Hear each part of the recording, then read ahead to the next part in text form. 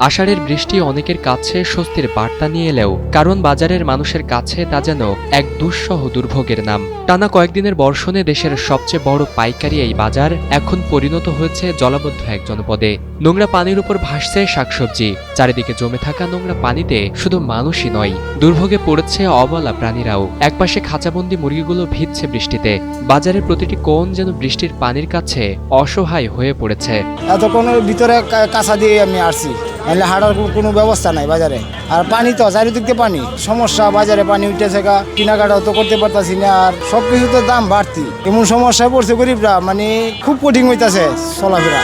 বৃষ্টির দিনেও প্রয়োজনের তাগিদে কারণ বাজারে এসেছেন অসংখ্য ক্রেতা, কিন্তু হাঁটু সমান নোংরা পানি পেরিয়ে বাজার করতে গিয়ে চরম ভোগান্তিতে পড়তে হচ্ছে তাদের।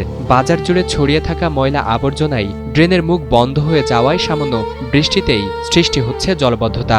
এই যে আমরা মাল লয়ে বসে রয়েছি, বেচতে পারি না, কাস্টমার আসতে পারে না হানির কারণে। এই যে জল ডুবো হয়ে রয়েছে, দেখেন নাই এটা কোন কারণে? লাইন পরিষ্কার নাই, এই লাইন পরিষ্কার করতে হবে। অল্প একটু বৃষ্টি হলে পানি বাইজে যায়, লাইন পরিষ্কার নাই, পানি যাইতে গেলে সবকিছু ময়লাতে লাইনে একবারে জমে গেছে, পরিষ্কার করার মতো কোনো মানুষও নাই। এই পরিস্থিতির সবচেয়ে বড় শিকার ক্ষুদ্র ব্যবসায়ীরা। বৈরী আবহাওয়ার কারণে অনেকেই দোকান খুলতেই পারেননি। যারা এসেছেন তারা মূলত জীবিকার তাগিদে বাধ্য হয়েই পরশা সাজিয়েছেন।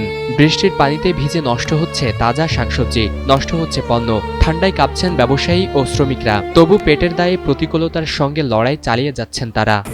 আমাদের উঠে দাঁড়াতে হবে। স্পিড, সকল অন্যায়ের বিরুদ্ধে রুখে দাঁড়ানোর এনার্জি পার্টনার। আমাদের সবজি অনেক নষ্ট যাইতেছে, যদি কিনে আনতেছে 30 টাকা, এটা বেচতে হইতেছে 20 টাকা, কারণ এই জায়গা কাস্টমার ঢুকতে পারতেছে না পানির কারণে। এই যে সবজি আমরা বসে রয়েছি, তো বৃষ্টি ভিজলে তো এই সবজি নষ্ট হয়ে যায়, বাদে বেচবো কেমনে? বা তো লসে বেচতে হয়, কাস্টমার তো আসতে পারে না, পানি বাইরে আসবে। ব্যবসায়ীদের অভিযোগ, বাজারের পাশে থাকা ড্রেনগুলো নিয়মিত পরিষ্কার না করায় পানি নামতে পারছে না। তাদের দাবি, দ্রুত কার্যকর ড্রেনেজ ব্যবস্থা গড়ে তোলা এবং স্থায়ীভাবে পানি নিষ্কাশনের ব্যবস্থা করা হলে কারণ বাজারের এই দীর্ঘদিনের জলাবদ্ধতা থেকে মুক্তি মিলতে পারে। জলাবদ্ধতা হইলে কাস্টমার আসতে পারে না, পানি অনেক উঠে যায়, তত্ত্বাবধায়ক নাই, সব পানি কারণ বাজারের পুরো পানি আসি এখানে জমে। বৃষ্টির পানি একদিন সরে যাবে, আবারও জমে উঠবে কারণ বাজার। কিন্তু এই জলবদ্ধতা যেন প্রতি বর্ষায় নতুন করে মনে করিয়ে দেয়, শহরের সবচেয়ে বড় বাজারের প্রাণচঞ্চলতার আড়ালে এখনো আটকে আছে হাজারো মানুষের দীর্ঘশ্বাস।